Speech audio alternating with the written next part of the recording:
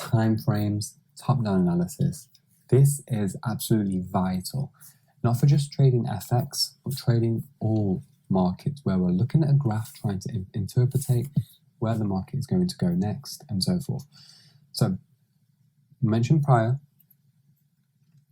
people fail and struggle for a number of reasons. I will personally say one of the biggest reasons people actually struggle and fail in this market is due to time frames and the lack of knowing. Okay, what I mean by lack of knowing is I constantly get messages over and over and over again, whichever platform it is on, whether it be Facebook, Twitter, etc. And people ask, oh, what time frames are you using mainly? Or what time frame is your strategy based from? Now, don't get me wrong, some strategies are time frame based, and I've come across many in the past where it's more or less a mechanical strategy, and we are waiting for certain factors to be fulfilled on one time frame and one time frame only to buy and sell. Okay, it's kind of one-dimensional. Now, in FX, please be warned, you actually have to use your brain. Okay, there isn't really a quick fix. You have to use your brain. You have to definitely make notes, write things down, save your charts, annotate your work, and always come back to it. Go to whichever degree it takes in order for you to improve on your work. So, timeframes, we're always going to start on the monthly. When you go through the key level placement, all of this will become clear.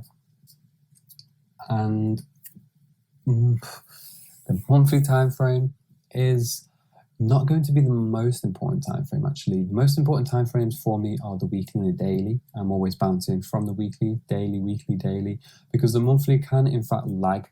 And what I mean by that is that if we see a lineup on the weekly and the daily, for instance, let's see what we have here. Now, last week, I will class last week's close as a shooting star. I know that we have an area of resistance across here, which is actually highlighted on my GBP USD chart, which is already complete with all of my levels. Okay, moving averages are down. I can see across here where we have 1, 2, 3, 4, 5 weeks in a row where we spiked 2 and beyond 1, 2 times the weekly resistance level across here, which is 1.3320, 1.3330, this whole region. And yeah, basically what we're going to be looking for on this is a continuation to the downside. So that's the weekly. I would always make a note of that.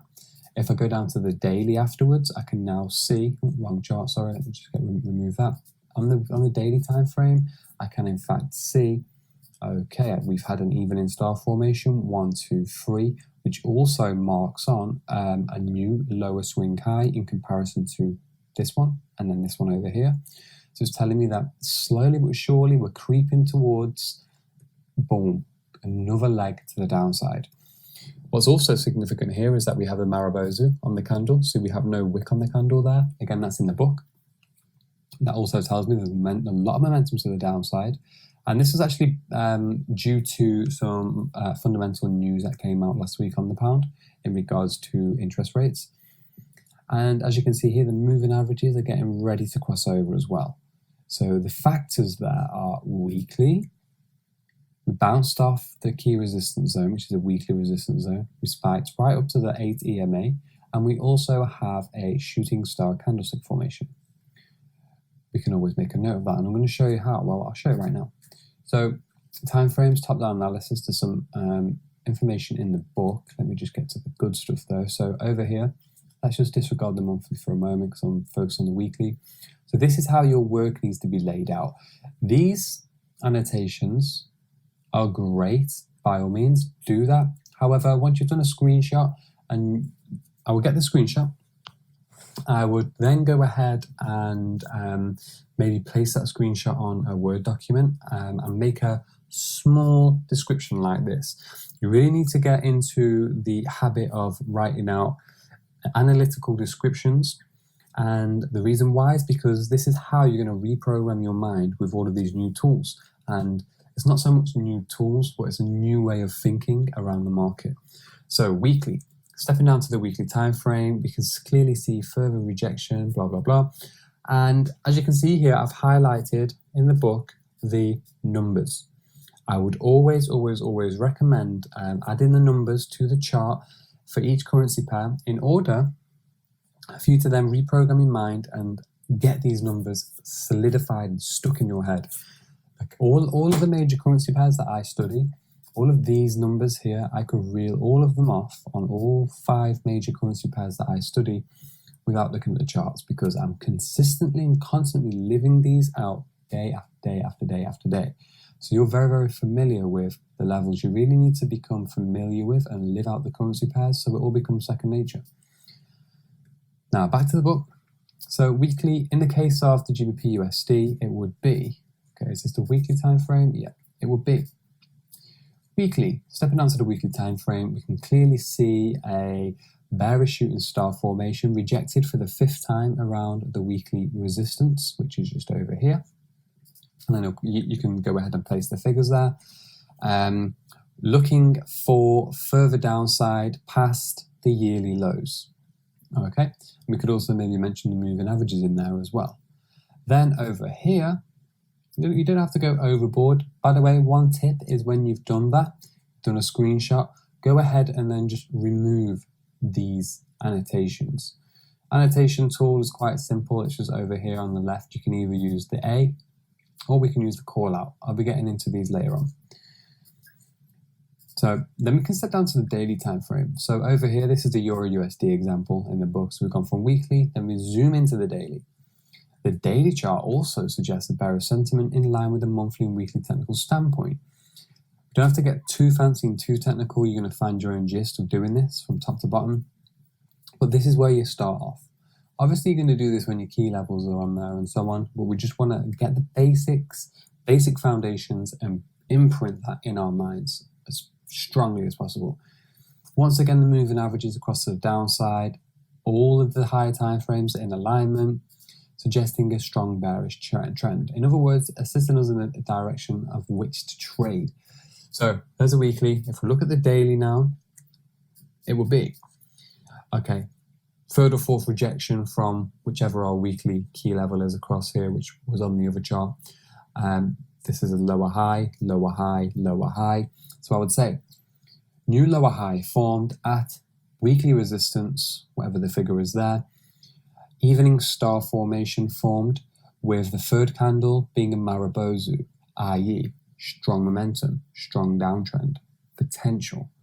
And I would probably just add in there as well the fundamental announcement which was released. Okay, just as a heads up. And the last but not least, I'll be like, okay, cool. I can also spot the moving averages about to cross over because the monthly's down, the weekly's down, the daily is then going to follow the monthly and the weekly for further downside. Where's this got potential to head to? Well, this here is in fact the last lower low at 1.2788. We're at 1.3063. So we have a couple hundred pips to fall until it maybe breaches its point anywhere around here, and you would then go ahead and line it up with some of the key levels and other analytical factors on the chart. So that's just an example as to how we need to view top-down analysis. If I just continue throughout the book, we have the, going all the way down to the 4-hour and then going all the way down to the 2-hour and so forth. So we have the monthly, weekly, daily, 4-hour, 2-hour. This is quite a thorough description in the book, okay, but I would always recommend that you do, in fact, get stuck in there and add as much as you can at first. You can become more blasé as you get more experience, and I would recommend doing this for all of your currency pairs. Obviously, you're not going to have to do the monthly, the weekly, and the daily every single day. However, I would keep a journal in a segregated folder, like GBP USD, for instance, and maybe just pick, I do recommend trading 5 pairs. Not all at once, but monitoring and analysing 5 pairs. But you can always break it down to 2 or 3. So if you only want to trade and monitor GBP USD and a Euro USD, that's great, by all means. Have your folders there. You can do all of this in a digital format as well. And better still, I would always recommend alongside getting yourself a notepad, because writing things down with your hand and a pen, paper is much more powerful to imprint that in your mind. So I would do this as well and keep a digital copy of your journal. Do your annotations, save them, then remove the annotations from your chart to keep things clear. And also just have a running commentary on some paper, on a pen and paper, and you can just leave it in your workspace, leave it on your desk. So again, when you're ready to come in for the week ahead, let's say Monday or Tuesday, you want to start trading, you want to start looking at the market. After a few weeks of doing this, you're already following and you're already breaking down the weekly perspective, the monthly perspectives. So it just organizes everything in your mind. Organize for the week ahead. I'm expecting GBP USD to fall. Let's go ahead and see if I can find a refined entry on a smaller time frame to follow the overflowing original bias, which is going to be bearish in this case. Obviously things change, but you always have an idea as how far a currency pair can actually run. So a big tip is to focus on breaking up the market, focus on how many pips to, I don't know, in this case it would be obviously to breach this low point here. If we just look over here, probably going to be tapping their 1.2750 zone, 1.2770 zone. And obviously you can calculate, okay, 1.2750 to current price, X amount of pips. So you have an expectation on how far a certain currency pair can actually run, rather than just jumping on smaller time frames, which many people do, adding the indicators, which I've showed you on the prior video, and then looking for entries in and out, in and out, in and out. I'm not really having the confidence to say, okay, brilliant, I know why it's going here. These are a list of factors, and I can hold the trade as long as possible to get as many pips as possible with a great risk reward. So that's top-down analysis and time frames. The ones that we use, just sort of recap, we're looking at monthly, weekly, daily, taking the data from here. Once we've took the data from here, we can now step down to the 4 hour, 2 hour, sometimes 1 hour. I hardly really go here, but 4 hour and 2 hour are going to be the best for you to actually go in and trade from. Intraday perspectives, which I'll get into later on, we're more or less going to be using the hourly. You can just actually go ahead. I'm not sure why. I'm going to remove that 30-minute from. There we go. So you want to keep it clear, simple. We never really want to enter a trade directly after monthly and the weekly. No, no, no. It's going to be daily, 4 hour, 2 hour, sometimes 1 hour. Okay, so hopefully this video just cleared up any... Okay, 1 second. Yeah, so again, you need to combine the knowledge in the book with all of these videos, but I hope that's cleared up any confusion with timeframes and top-down analysis. But I'm going to be constantly going over this time and time again on the other technical videos and so forth. So journal your work, take your time. Remember, this isn't something that's going to come overnight. And once you've done the journaling of the work and you have your annotations on the chart, after maybe 3 to 6 months, this will come so much more familiar to yourself. Trust me. Okay, so hope you enjoyed this video. Let's move on.